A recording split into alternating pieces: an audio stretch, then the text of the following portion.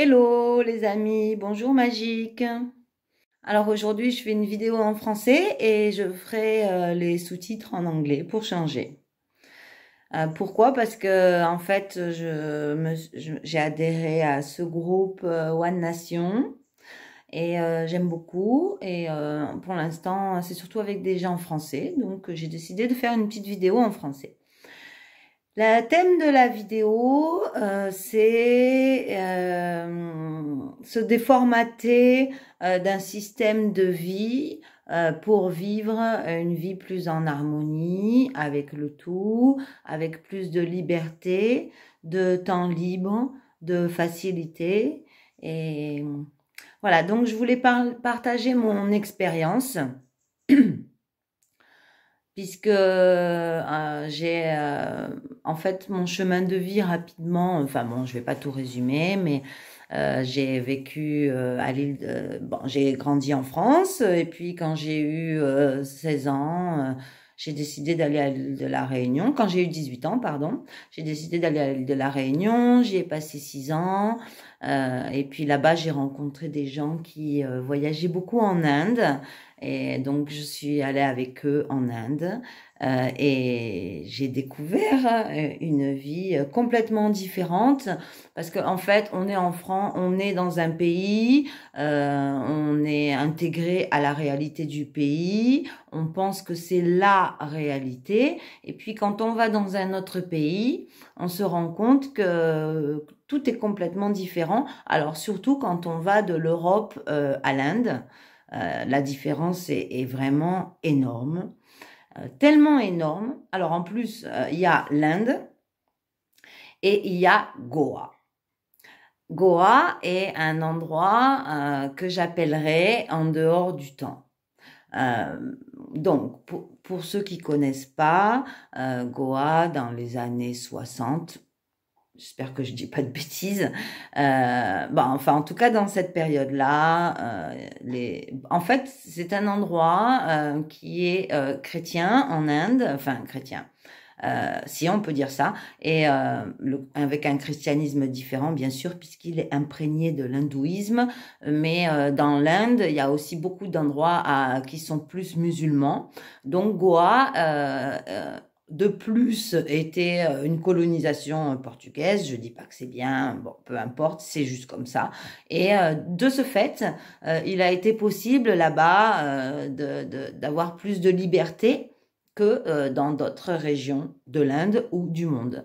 Donc du coup, je ne sais pas comment ça a commencé, mais rapidement, beaucoup de gens qui refusaient la réalité dans leur pays. Les règles n'étaient pas en accord, on va dire, plus que refusées. Sont allés à Goa, une partie, et pour vivre un endroit plus libre. Bon, alors précisons que en Inde, bien sûr, il y a plus de, je trouve pas le mot, on va dire qu'il est plus possible. En fait, ça se passait comme ça. Si la police demandait quelque chose avec de l'argent, pas beaucoup d'argent, on pouvait régler la chose. Donc, je dis pas que c'est bien ou pas bien. Ma vidéo n'est vraiment pas pour le jugement. Ma vidéo est juste pour dire, voilà, j'ai eu cette expérience de vie qui m'a apporté ça. Donc du coup, tout devient libre parce que ben, si on se fait contrôler pour quoi que ce soit, on disait, parce que maintenant c'est un peu différent, on disait, ben écoute, tu veux que je te donne un petit peu d'argent, ok, bon ben voilà, comme ça on est d'accord. Donc du coup, cela a engendré une liberté totale. Et alors, qu'est-ce qui s'est passé? Pour moi, ça a été vraiment une des périodes les plus magiques de ma vie, même si ma vie est tout le temps magique puisque la magie vient de l'intérieur. Mais bon, justement, là-bas, ça m'a fait comprendre que on pouvait l'avoir à l'intérieur et l'exprimer à l'extérieur et vraiment que la vie découle en une sorte d'harmonie. Donc en fait là-bas il y avait des gens de bon bah bien sûr énormément d'Indiens et aussi des gens de partout dans le monde. Donc moi, quand je vivais là-bas, donc moi j'ai passé 10 ans là-bas et quand j'étais là-bas, j'avais des amis russes, japonais, indiens, anglais, italiens et j'en passe, iraniens, enfin de tous les pays en fait. Et du coup, c'est super parce qu'en fait, chacun amène ce qu'il a aimé de son pays euh, dans ses connaissances et on partage tout ça. Donc, c'est super. Et donc, en fait, bon, je reviens au début, enfin au début, c'était pas au début, mais à un début de mon histoire, on va dire au moins. Euh, les gens ont commencé à aller là-bas de par le monde, dans le mouvement hippie. En Europe, des gens ont composé de la musique électronique.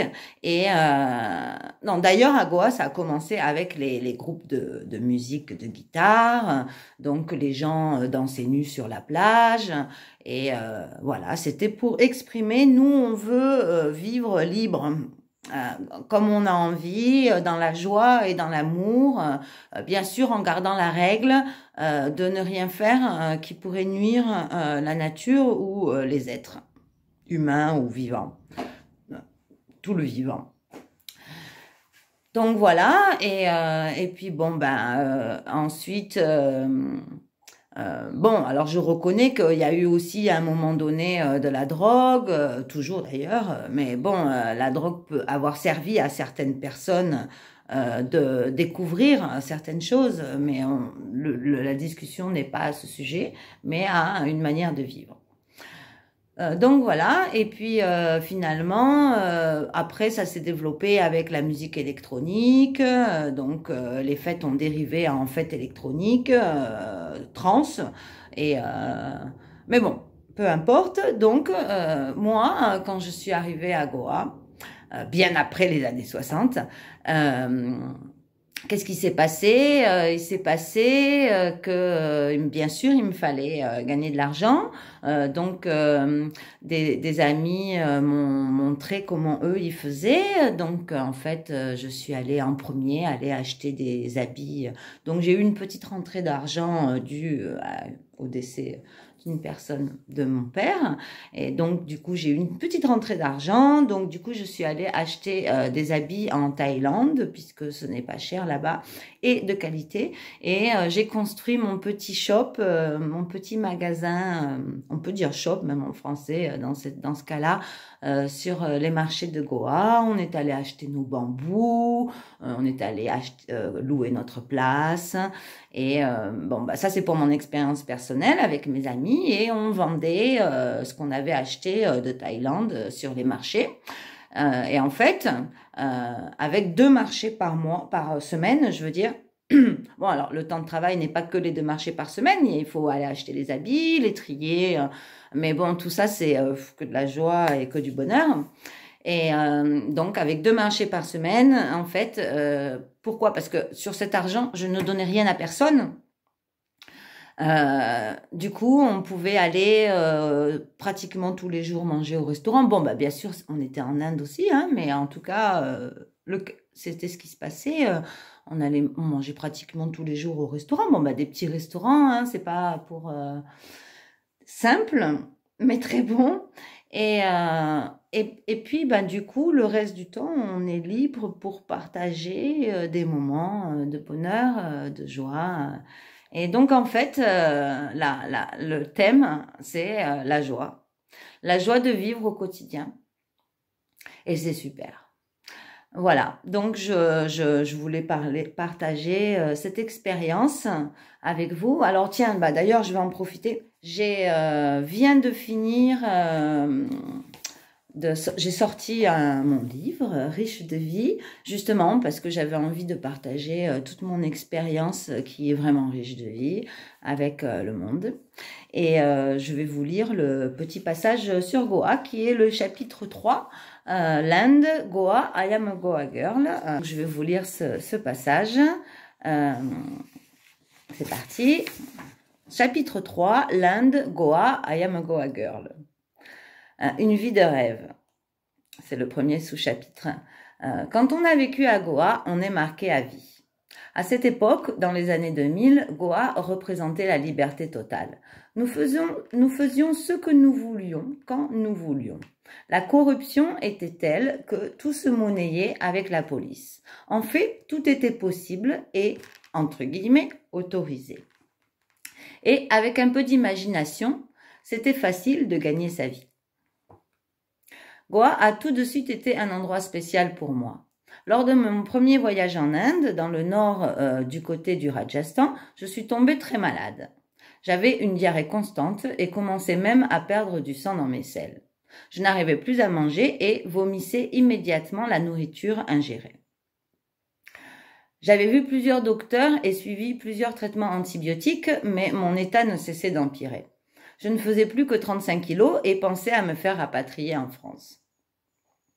Finalement, je suis allée à Goa.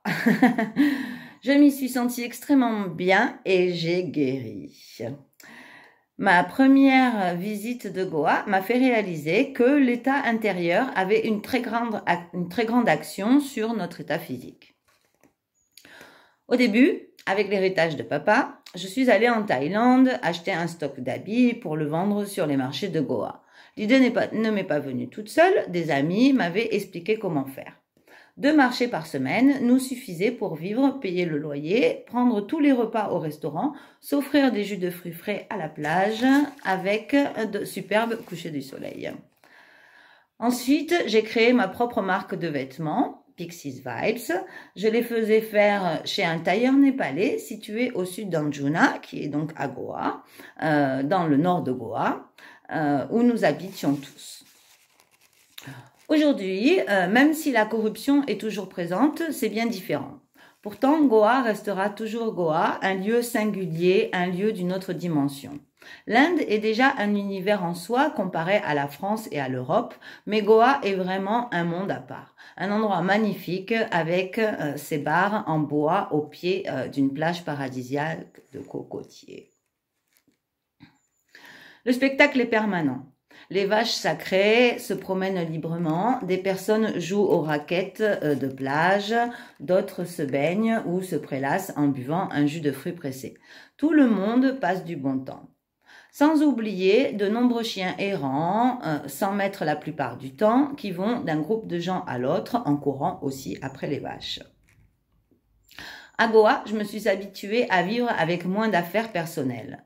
J'avais pas mal accumulé en 6 ans de vie à La Réunion, mais il était trop compliqué de tout amener en Inde et j'ai dû laisser une dizaine de cartons.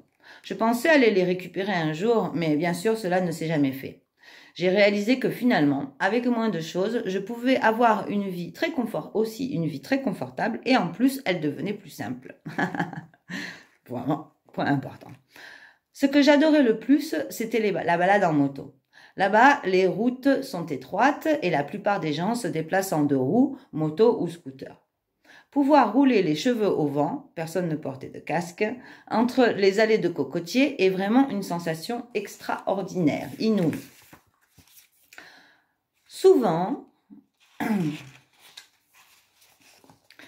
les petits chemins de terre rouge zigzaguaient entre les maisons ou entre des arbres immenses et majestueux. En Inde, les arbres sont magnifiques, parfois immenses, avec des racines énormes, massives, qui sortent du sol. D'autres, tout aussi grands, les baignant avec des sortes de lianes qui descendent des branches et retournent dans le sol. C'est vraiment un pays magique. Pratiquement résidente tout le temps en Inde, je devais à chaque fois demander un visa de 6 mois. Il était facile à cette époque de le prolonger. Par exemple, en passant quelques semaines dans un ashram, un lieu d'étude de la méditation dirigé par un gourou, où un séjour prolongé était requis. L'ashram était une raison valable pour obtenir une prolongation de 3 mois. Après 9 mois en Inde, je passais 1 mois en France, en Thaïlande ou au Népal pour refaire un visa et retourner en Inde. Donc ça, c'était environ, je précise, petite parenthèse, il y a une vingtaine d'années. Enfin, ça a commencé une vingtaine d'années. Il y a une vingtaine d'années. Voilà, bon, ben le reste, je voulais juste faire un petit bout qui résumait en fait ce que je venais de dire. Et en fait, donc, petit résumé de ma vidéo. Ma vidéo était pour vous dire que la réalité peut être complètement différente.